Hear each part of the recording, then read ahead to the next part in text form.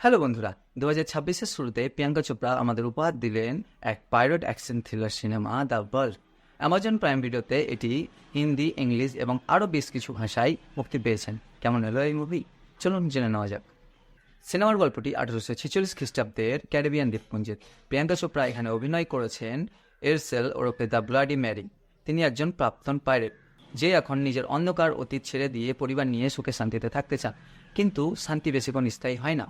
তার পুরনো শত্রু captain Corner, played by Karl Urban, তার খোঁজে দ্বীপপুঞ্জে এসে পৌঁছায়। তার পরিবার আর গ্রামকে বাঁচাতে প্রিয়াঙ্কা চোপড়াকে আবার সেই পুরনো তলোয়ার হাতে তুলে নিতে হয়। সিনেমাটি বলতে গেলে পুরোপুরি প্রিয়াঙ্কা চোপড়ার কাঁধে ভর করেই চলেছে। বিশেষ করে তার মামা বিয়ের মোড এবং দুর্ধর্ষ অ্যাকশন সিকোয়েন্সগুলি অসাধারণ। তার অপোজিটে দি বয়েজ খ্যাত কার্ল আরবান একজন ভিলেনের চরিত্রে দুর্ধর্ষ অভিনয় করেছেন। তার নিষ্ঠুরতা এবং প্রিয়াঙ্কা চোপড়ার সাথে তার মুখোমুখি লড়াইগুলো সিনেমার প্রাণ। সিনেমাটি আর-রেটেড বা প্রাপ্তবয়স্কদের জন্য, তাই এর অ্যাকশন সিকোয়েন্সগুলো বেশ রক্তক্ষয়ী।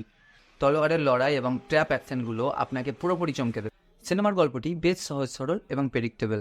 আপনি যদি অ্যাকশন সিনেমা পছন্দ করেন এবং প্রিয়াঙ্কা চোপড়াকে আপনার যদি ভালো লাগে, তাহলে এই সিনেমাটি আপনার জন্য। সিনেমাটি আপনাকে একটুও বোর করবে না। ওভারঅল এই সিনেমার অ্যাকশন সিকোয়েন্সগুলো দেখে এই সিনেমাটিকে দিতে চাই 3/5 স্টার আরামসে।